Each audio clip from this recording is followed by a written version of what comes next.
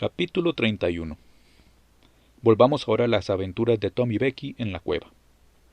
Corretearon por los lóbregos subterráneos con los demás excursionistas, visitando las consabidas maravillas de la caverna. Maravillas condecoradas con nombres un tanto enfáticos como el Salón, la Catedral, el Palacio de Aladino y otros por el estilo. Después empezó el juego y algaraza del escondite, y Becky y Tom tomaron parte en él con tal ardor que no tardaron en sentirse fatigados. Se internaron entonces por un sinuoso pasadizo, alzando en alto las velas para leer la enmarañada confusión de nombres, fechas, direcciones y lemas con los cuales los rocosos muros habían sido ilustrados, con humo de velas. Siguieron adelante, charlando, y apenas se dieron cuenta de que estaban ya en una parte de la cueva cuyos muros permanecían inmaculados. Escribieron sus propios nombres bajo una roca salediza y prosiguieron su marcha. Poco después llegaron a un lugar donde una diminuta corriente de agua, impregnada de un sedimento calcáreo, caía desde una laja y en el lento pasar de las edades había formado un Niágara con encajes y rizos de brillante a imperecedera piedra. Tom deslizó su cuerpo menudo por detrás de la pétrea cascada para que Becky pudiera verla iluminada. Vio que ocultaba una especie de empinada escalera natural encerrada en la estrechez de dos muros, y al punto le entró la ambición de ser un descubridor. Becky respondió a su requerimiento. Hicieron una marca con el humo para servirles más tarde de guía y emprendieron el avance. Fueron torciendo a derecha, a izquierda, hundiéndose en las ignoradas profundidades de la caverna. Hicieron otra señal y tomaron por una ruta lateral en busca de novedades que poder contarle a los de arriba. En sus exploraciones dieron con una gruta de cuyo techo pendían multitud de brillantes estalactitas de gran tamaño. Dieron la vuelta a toda la cavidad, sorprendidos y admirados, y luego siguieron por uno de los numerosos túneles que allí desembocaban. Por allí fueron a parar a un maravilloso manantial, cuyo cauce estaba incrustado como con una escarcha de fulgurantes cristales. Se hallaba en una caverna cuyo techo parecía sostenido por muchos y fantásticos pilares formados al unirse las estalactitas con las estalagmitas, obra del incesante goteo durante siglos y siglos. Bajo el techo, grandes ristras de murciélagos se habían agrupado por miles en cada racimo. Asustados por el resplandor de las velas, bajaron en grandes bandadas, chillando y precipitándose contra las luces. Tom sabía sus costumbres y el peligro que en ello había. Cogió a Becky por la mano y tiró de ella hacia la primera abertura que encontró, y no fue demasiado pronto, pues un murciélago apagó de un aletazo la vela que llevaba en la mano en el momento de salir de la caverna. Los murciélagos persiguieron a los niños un gran trecho, pero los fugitivos se metían por todos los pasadizos con que topaban y al fin se vieron libres de la persecución. Tom encontró poco después un lago subterráneo que extendía su indecisa superficie a lo lejos, hasta desvanecerse en la oscuridad. Quería explorar sus orillas, pero pensó que sería mejor sentarse y descansar un rato antes de emprender la exploración. Y fue entonces cuando por primera vez la profunda quietud de aquel lugar se posó como una mano húmeda y fría sobre sus ánimos, de los dos niños. No me he dado cuenta, dijo Becky, pero me parece que hace tanto tiempo que ya no oímos a los demás. Yo creo, Becky, que estamos mucho más abajo que ellos, y no sé si muy lejos al norte, sur, este o lo que sea. Desde aquí no podemos oírlos. Becky mostró cierta inquietud. ¿Cuánto tiempo habremos estado aquí, Tom? Más vale que volvamos atrás. Sí, será mejor. Puede que sea lo mejor. ¿Sabrás el camino, Tom? Para mí no es más que un enredijo liadísimo. Creo que daré con él, pero lo malo son los murciélagos. Si nos apagasen las dos velas sería un apuro grande. Vamos a ver si podemos ir por otra parte sin pasar por allí.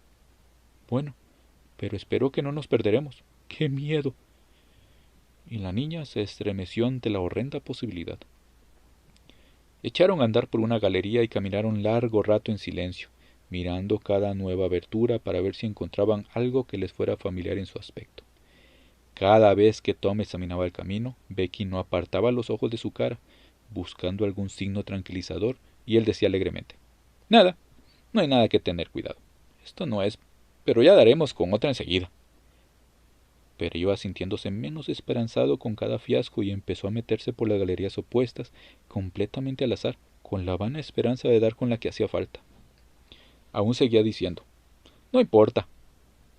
Pero el miedo le oprimía de tal modo el corazón que las palabras se habían perdido su tono alentador y sonaban como si dijera, todo está perdido. Becky no se apartaba de su lado, luchando por contener las lágrimas sin poder conseguirlo. Tom, dijo al fin, no te importen los murciélagos, volvamos por donde hemos venido. Parece que cada vez estamos más extraviados. Tom se detuvo. Escucha. Silencio absoluto. Silencio tan profundo que hasta el rumor de sus respiraciones resaltaba en aquella quietud. Tom gritó. La llamada fue despertando ecos por las profundas oquedades y se desvaneció en la lejanía con un rumor que parecía las convulsiones de una risa burlona. No, no, no, no lo vuelvas a hacer, Tom, es horrible, exclamó Becky. Sí, es horroroso, Becky, pero más vale hacerlo, puede que nos oigan. Y Tom volvió a gritar.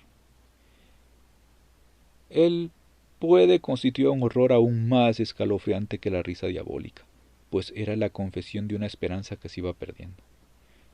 Los niños se quedaron quietos, aguzando el oído. Todo inútil. Tom volvió sobre sus pasos apresurándose. A los pocos momentos una cierta indecisión en sus movimientos reveló a Becky otro hecho fatal, que Tom no podía dar con el camino de vuelta. Tom, no hiciste ninguna señal. Becky, he sido un idiota. No pensé que tuviéramos nunca necesidad de volver al mismo sitio. No, no doy con el camino. Todo está revuelto. Tom, estamos perdidos, estamos perdidos. Ya no sabremos nunca de este horror. ¿Por qué nos separaríamos de los otros?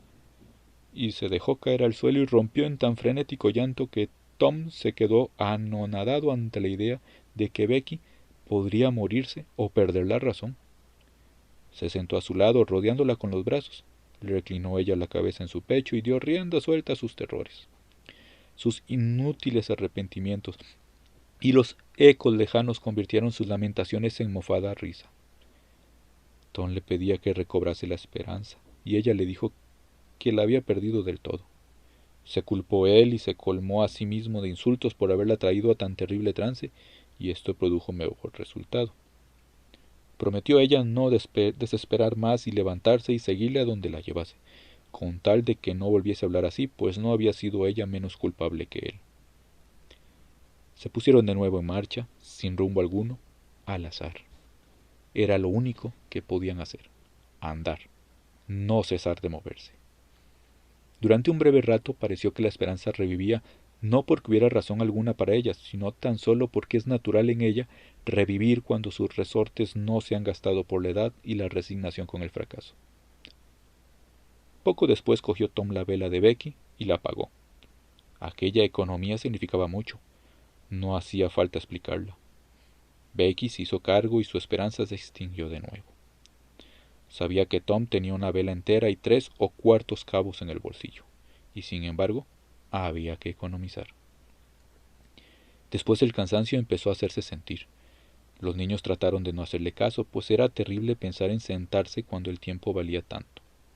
Moverse en alguna dirección, en cualquier dirección, era al fin progresar y podía dar fruto. Pero sentarse era invitar a la muerte y acortar su persecución. Al fin las piernas de Becky se negaron a llevarla más lejos.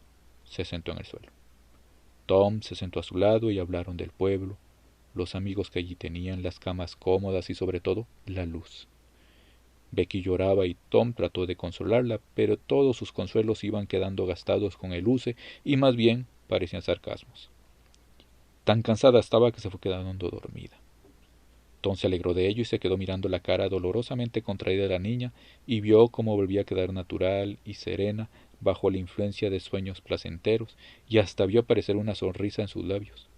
Y lo apacible del semblante de Becky se reflejó con una sensación de paz y consuelo en el espíritu de Tom, sumiéndole en gratos pensamientos de tiempos pasados y de vagos recuerdos. Aún seguía en esas ensoñaciones cuando Becky se despertó riéndose, pero la risa se heló al instante en sus labios y se trocó en un sollozo. No sé cómo he podido dormir. Ojalá no hubiera despertado nunca, nunca. No, Tom, no me mires así. No volveré a decirlo. Me alegro de que hayas dormido, Becky. Ahora ya no te sentirás tan cansada y encontraremos el camino. Podemos probar, Tom, pero he visto un país tan bonito mientras dormía. Me parece que iremos allí. Pues puede que no, Becky. Puede que no. Ten valor y vamos a seguir buscando. Se levantaron y otra vez se pusieron en marcha, descorazonados. Trataron de calcular el tiempo que llevaban en la cueva, pero todo lo que sabían era que parecía que habían pasado días y hasta semanas, y sin embargo era evidente que no, pues aún no se habían consumido las velas.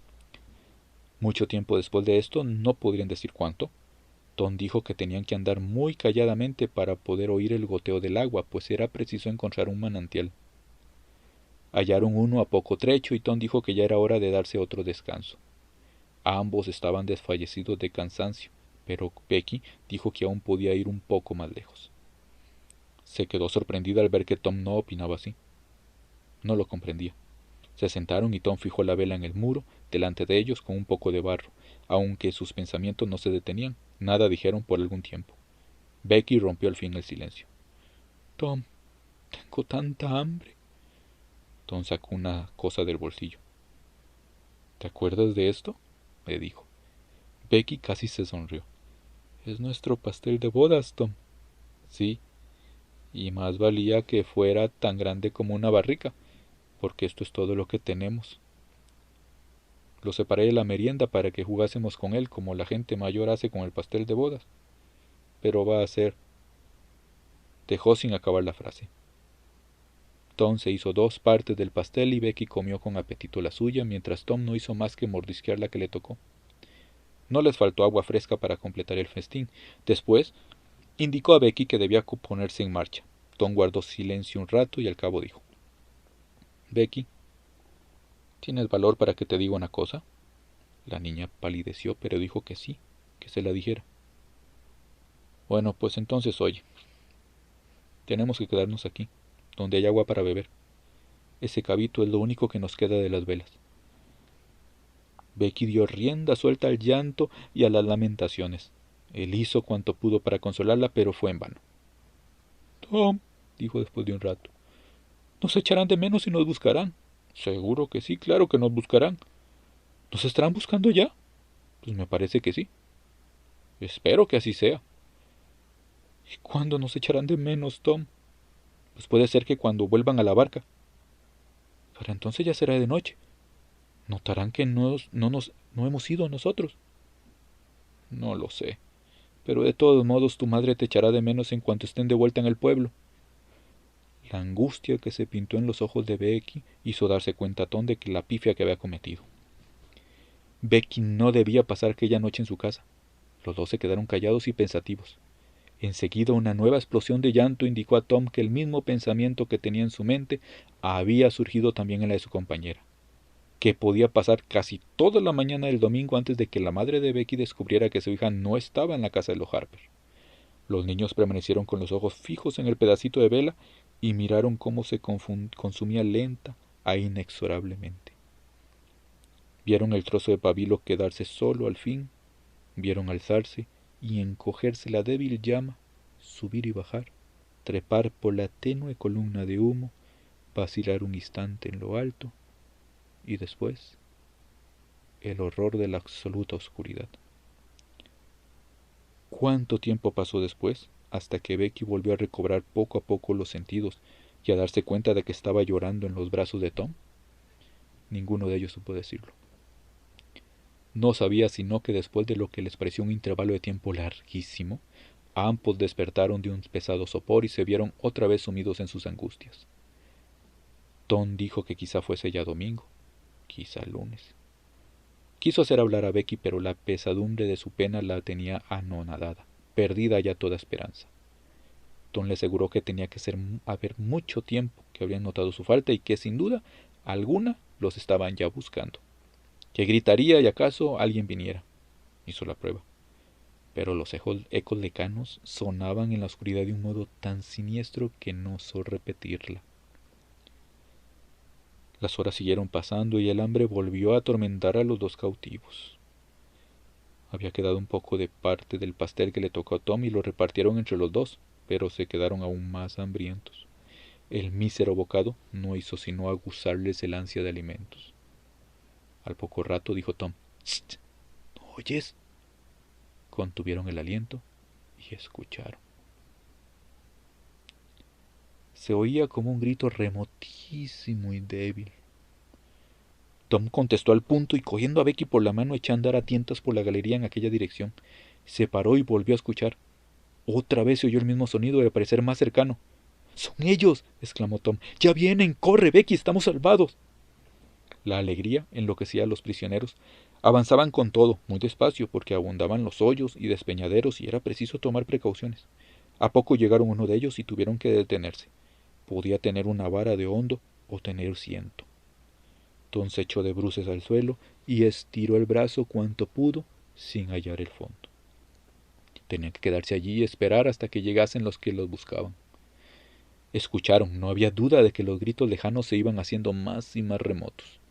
Un momento después dejaron del todo de oírse. ¡Qué mortal desengaño! Aún daba esperanzas a Becky, pero pasó toda una eternidad de anhelosa espera y nada volvió a oírse. Palpando en las tinieblas, volvieron hacia el manantial. El tiempo seguía pasando cansado y lento. Volvieron a dormir y a despertarse, más hambrientos y despavoridos. Tom creía que ya había de ser el martes para entonces. Les vino una idea. Por allí cerca había algunas galerías, más valía explorarlas que soportar la ociosidad, la abrumadora pesadumbre del tiempo.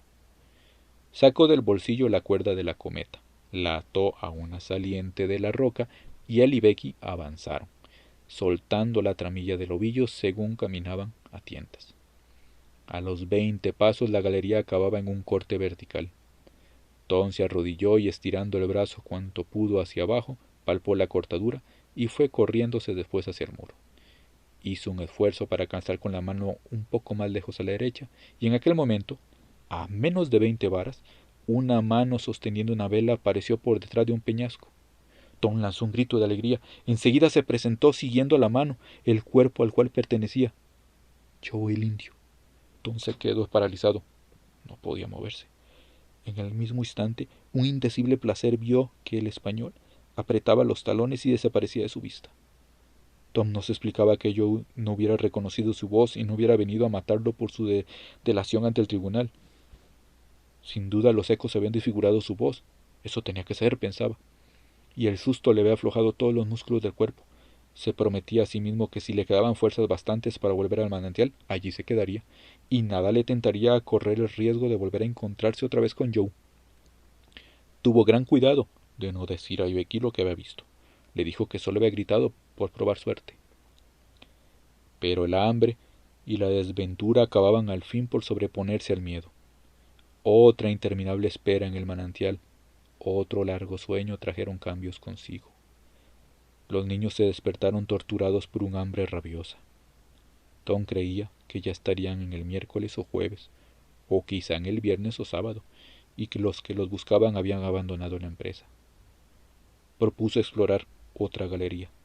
Estaba dispuesto a afrontar el peligro de Joe el indio y cualquier otro terror, pero Becky estaba muy débil. Se había sumido en una mortal apatía y no quería salir de ella. Dijo que esperaría allí donde estaba y se moriría sin tardar mucho. Tom podía explorar con la cuerda de la cometa si quería, pero le suplicaba que volviera de cuando en cuando para hablarle y le hizo prometer que cuando llegase el momento terrible estaría a su lado y la cogería de la mano hasta que todo acabase. Tom la besó con un nudo en la garganta que le ahogaba. Hizo ver que tenía esperanza de encontrar a los buscadores un escape para salir de la cueva. Y llevando la cuerda en la mano comenzó a andar a gatas por otra de las galerías, martirizado por el hambre y agobiado por los presentimientos de fatal desenlace.